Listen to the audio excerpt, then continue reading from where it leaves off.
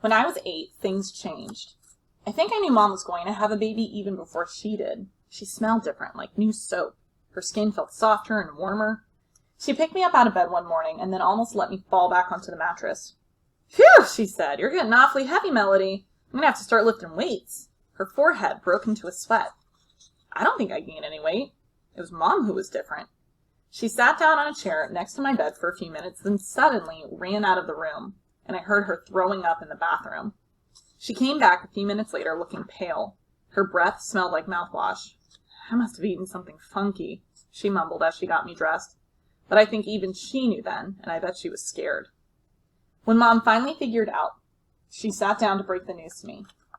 "Melody, I have something wonderful to tell you." I did my best to look curious. "You're going to have a baby brother or sister real soon." I grinned and did my best imitation of surprise and excitement. I reached out and I hugged her, then I patted her stomach and pointed to myself, and she knew what I meant. She looked me right in the eye. "We're going to pray that this little one is fat and fine and healthy," she told me. "You know we love you, Melody, just as you are, but we're hoping this child doesn't have to face challenges that you do." Me too. From then on, she put Dad in charge of lifting me. And although she never talked about it again in front of me, I knew she was worried. She gobbled gigantic green vitamin pills, ate lots of fresh oranges and apples, and she had this habit of touching her bulging belly and mumbling a prayer. I could tell that Dad was scared too, but his worries showed up in funny little ways, like bringing Mom piles of purple irises, her favorite flower, or fixing her gallons of grape Kool-Aid, or big plates of grapes. I don't know what made Mom crave purple stuff. Instead of watching hours and hours of Discovery Channel, I found myself in my room staring at an empty TV screen, just thinking in the silence. I knew that a new baby was a really time-consuming thing. And I also knew I took up a lot of time. How would my parents have time for both of us? When a really horrible thought popped into my brain. What if they decided to look into Dr. Hughley's suggestions? I couldn't make the thought go away. One Saturday afternoon, a few months before the baby was born, I was curled up on our sofa dozing. Mom had put pillows around me to make sure I didn't fall off. Butterscotch slept nearby, and Dad's favorite jazz station played a saxophone snoozer. Mom and Dad sat together on the smaller sofa, talking together quietly. I'm sure they thought I was asleep. "What if?" Mom said, her voice tight. "It won't be. The chances are so small, honey," Dad replied, but he sounded unsure. "I couldn't bear it," Mom told him. "You'd find the strength," he said calmly. "But it's not going to happen. The odds are—" "But what if?" she insisted, interrupting him. And for only the second time I could remember, my mom started to cry. "Everything's going to be fine," my father said, trying to soothe her. "We've got to think positive thoughts." "It's all because of me," my mother said softly. I perked up and listened harder. "What do you mean?" Dad said. "It's my fault that Melody is like she is," Mom said, crying really hard. I could hardly make out her own words. "Diane, that's crazy. You can't hold on to that kind of guilt. These things just happen." I could tell Dad was trying to be reasonable. "No, I'm the mother," she wailed. "It was my job to bring a child into the world safely, and I screwed up. Every other woman on the planet is able to give birth to a normal baby. There has to be something wrong with me." "Sweetheart, it's not your fault." "It's not your fault." But I could hear him pull my mom to him. "But Chuck, I'm so scared this baby's going to be messed up too," she said in a shuddering breath. "Please don't go there. Please don't even think like that," Dad murmured. "Statistically, what are the chances? 2 children who are—" And I suddenly realized I couldn't hear him anymore, because my head was pulsing with things I wanted to say but couldn't. I wanted to tell my mom I was sorry that she was so sad and scared, that it wasn't her fault. But I was just the way I was, and she had nothing to do with it. The part that hurt the most is I couldn't tell her any of it. During my mom's entire pregnancy, however, my parents' attention to me never wavered. Even though, I worried it would. Dad did lots more as Dad got closer to her due date. He did some of the laundry, most of the cooking, and all of the lifting and carrying. I got to school on time every day, got my stories read to me every night, and the 3 of us waited and hoped and prayed. But Penny was born perfect and copper bright, just like her name. From the minute she came home from the hospital, she was a really happy baby. Mom truly did carry a little bundle of joy into the house. But I guess a new baby is rough on any parent, especially if they already have a kid like me at home. Sometimes there would be arguments. I could hear them through the bedroom wall.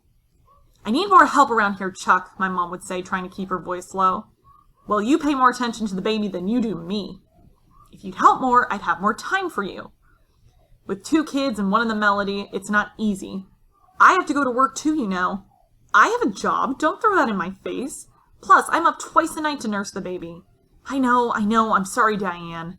Dad always softened and let Mom win. "It's just I'm so tired all the time," Mom would say, her voice muffled. "I'm sorry. I'll do better, I promise. I'll take off work tomorrow and take care of both girls. Why don't you catch a movie or take Mrs. Valencia out to lunch?" It would get quiet once more, but even though, somehow, I would always end up feeling a tiny bit guilty. Life sure would be easier if they only had one child, one with working parts. I once got one of those electric dolls for Christmas. It was supposed to talk and cry and move its arms and legs if you pushed the right buttons. But when we opened the box, one of the arms had come off, and all the doll did, no matter which button you pushed, was squeak. Mom took it back to the store and got her money back.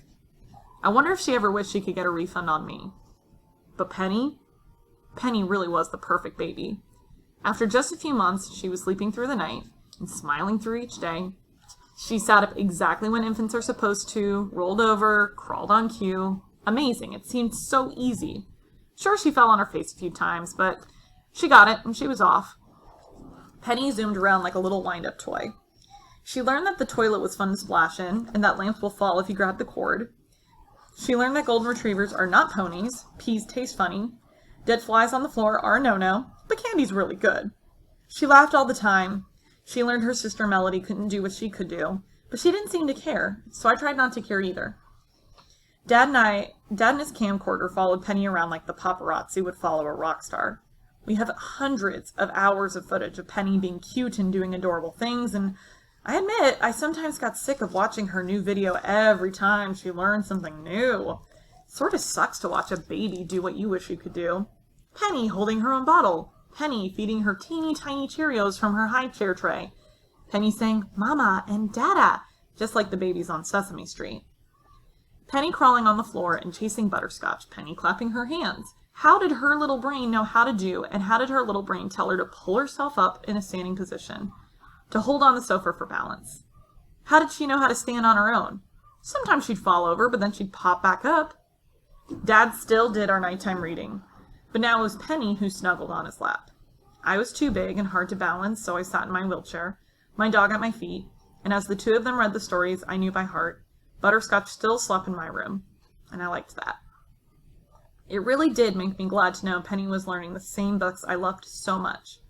I wondered if she was memorizing them. Probably not. She didn't need to. I think Penny's third word was Dee. She couldn't quite say Melody, but she got the last part. I loved it when Mom put Penny in bed with me after her morning bath. She'd grab me and plant wet baby powdering smelling kisses all over my face. "Dee," she'd say again and again. By the time she was 1 year old, Penny could walk. She wobbled all over the house on her fat little legs. She fell a lot, dropping down on her butt and laughing every time she did. Then she'd get back up and try it again. That was something I never got to try. With 2 kids in the house, our family routines changed. It took twice as long to get everybody ready in the morning. Mom made sure Penny was dressed in pretty little outfits every day, even though she was just going to Mrs. V's house. My clothes were okay, but I was noticing that lately they were more useful than cute. Mom seemed to be choosing them by how easy they'd be to get on me. It was kind of a bummer, but I knew I was getting heavier and heavier to lift, so changing me was harder. I probably should mention that feeding me is a real process. I can't chew very well, so I get soft foods like scrambled eggs or oatmeal or applesauce. Since I can't hold a fork or spoon, I try, but I keep dropping them. Someone has to place the food in my mouth 1 spoonful at a time. It's slow. Spoon, slurp, swallow. Spoon, slurp, swallow. Lots of food falls on the floor. Butterscotch likes that. She's like a canine vacuum cleaner. Drinking stuff is hard for me too. I can't hold a glass and I can't sip from a straw, so somebody has to very carefully hold a cup to my lip and tip a little liquid into my mouth so I can swallow. Too much and I choke and cough, and we have to start all over again. It takes a long time to get a meal in, and I hate the whole process, obviously. And some mornings are really stressful. "Chuck, Can you bring me Melody's pink t-shirt from the clean clothes basket? She spilled juice all over her shirt, Mom yelled up the stairs. Well, didn't you put a bib on her, Diane? Dad yelled back. You know she makes a mess. Why don't you eat and dress her after she eats? So you want me to feed her naked? Just bring the shirt, Mom snapped. And a diaper for Penny. She's got a stinker. She's 2. Isn't she old enough to be potty trained?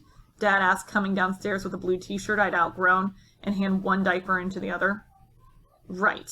I'll get the potty training tonight, on the 25th hour of my day. Dad picked Penny up. Ugh, that's a bad one, he said, his nose scrunched up. Did you give her sweet potatoes again last night? I thought we stopped giving her those because they always give her the runs. Well, if you had gone to the grocery store like I asked, I could have given her something different. And that shirt's blue, not pink, and it's too small for Melody. Mom stormed out of the kitchen and up the stairs. Sorry, girls, Dad said to us. He whistled softly while he cleaned Penny up, threatening to call the hazmat team. That was funny. Then he finished feeding me breakfast, not caring that oatmeal was getting all over the juice-stained shirt. Why not? May as well make a real mess and make it all worth the stress, he said with a laugh. I smiled at him, and he smeared oatmeal on my tray. Mom came back down with fresh makeup and a freshly painted-on smile, her hair done, and with my pink shirt. She and Dad hugged in the kitchen. Both took a deep breath, and we actually made it out of the house on time. We had lots of days like that. All right, go answer your comprehension question.